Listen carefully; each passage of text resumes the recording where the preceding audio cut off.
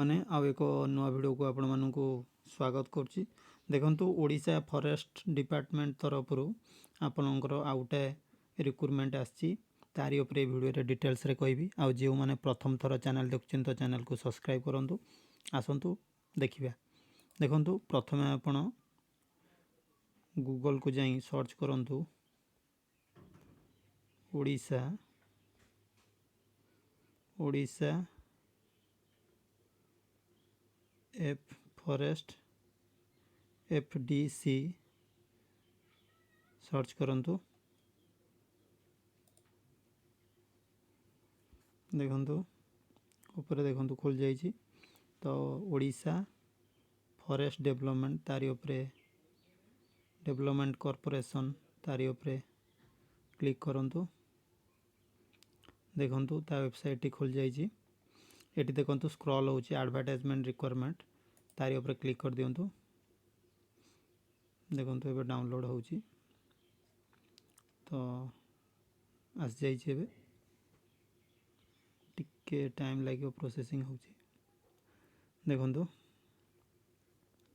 आपणकर Odisha forest development corporation limited तार तरफ एडवर्टाइजमेंट आसी।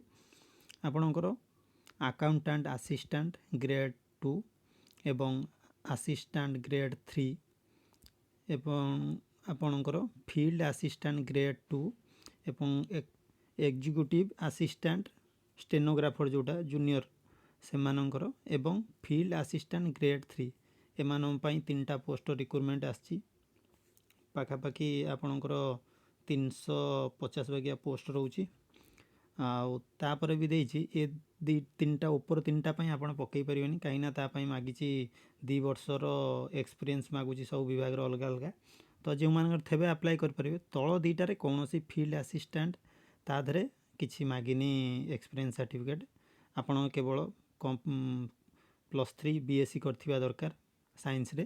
तलटा हूँ +2 लेवल रे आपण साइंस रे करथिबा दरकार। तो एथरे अप्लाई करि परिबे। आ जे माने साइंस न करचंती ए तल दुईटार अप्लाई करि परिबेनी। ता तलକୁ देखंतु आपण केबेठारु ऑनलाइन स्टार्ट हबो। ऑनलाइन एक्चुअली आपण 22/11 माने काली ठारू आपणकर स्टार्ट हबो। आज 21 काली ठारू आपणकर ऑनलाइन आवेदन 10टा AM रु स्टार्ट हबो एवं शेष तारीख रहिबो 12/12/2023 माने डिसेंबर 12 रे 5टा संध्या 5टा सुधा आपण आधरे अप्लाई करि परिबे। तापर आगु कहबो एडमिट कार्ड रिटर्न केबे आधर फिजिकल गोटा कथा रहउची फिजिकल रहउची। ता सहित आपणकर जेहेतु कंप्यूटर रे काम सब करिवे तेणु कंप्यूटर प्रैक्टिकल गोटे रहिबो। तो देखंतु केते को विभाग रे केते पोस्ट बाहरची सब देखि नहंतु। मु आपन को डिस्क्रिप्शन ने are PDF row link they Devi uh website रो भी लिंक दे देबी। तो ए सब गोटाटा आपण माने देखि नेबे आ आपण टाइम नष्ट करिवानी। तो देखंतु सब पे ऊपर कहिची आगे चाकरी मिल जाऊ तापर पे तो जा थबो गवर्नमेंट हिसाब रे आपण तो जानि चंती। आ देखंतु एटी एलिजिबिलिटी रे देखंतु ए दीटा पई एक्सपीरियंस ऊपर तीनटा पई एक्सपीरियंस मागु देखन 2 ईयर एक्सपीरियंस मागुची। तापरे आपणकर एटा जोटा एग्जीक्यूटिव असिस्टेंट आधरे मध्य एक्सपीरियंस मागुची 2 ईयर रो।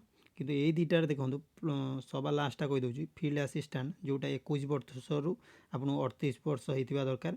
तापरे कहला must be graduate in science agriculture forestry recognise university board माने जे सब OUAT रे पढ़थबे एग्रीकल्चर किंबा फॉरेस्ट्री करथबे आ नॉर्मल जे भी ग्रेजुएशन साइंस रे करथबे से माने अप्लाई कर पारे। तापरे एठी +2 साइंस रे जे माने अप्लाई करथबे 21 रु 28 वर्ष समस्त पई।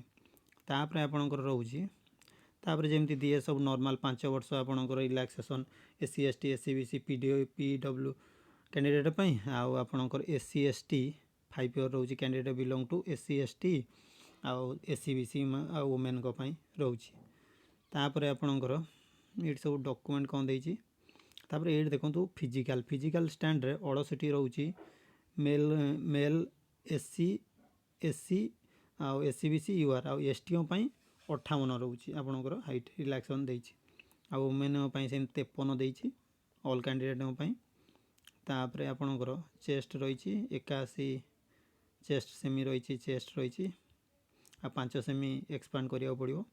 तापर आपणकर वाक रही 25 किलोमीटर वाकिंग रही जोटा 4 घंटा रहे जोटा फॉरेस्ट गार्ड आउ फॉरेस्टर रही एथेर रही फीमेल आउ आपणकर एग्जाम पैटर्न देखो यही टाइप एटा हूँ एक्चुअली ओपर 3टा एग्जाम पैटर्न जो थे प्रैक्टिकल रोचे आउ तल दीटार जो फील्ड ये तादर प्रैक्टिकल किसी ना आपणकर 200 मार्क टोटाल एग्जाम हम सब्जेक्ट रहिबो general English 40 mark Odia 40 mark general knowledge 40 mark quantitative aptitude 40 mark आ लॉजिकल रीजनिंग 40 मार्क आपन रहिबो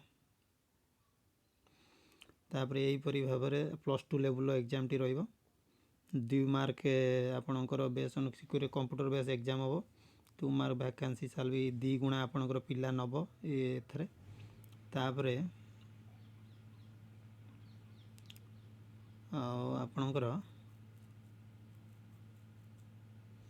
आउ सेमती किसी मेन पॉइंट नहीं तापर ऑनलाइन आपणकर एप्लिकेशन रो जोटा एससी बीएससी आउ एसटी कैंडिडेट छाड़िला परे एप्लिकेशन फी आपणकर 500 टंका लेखा पड़िबो कैंडिडेट पई आउ पीडब्ल्यू आउ आपणकर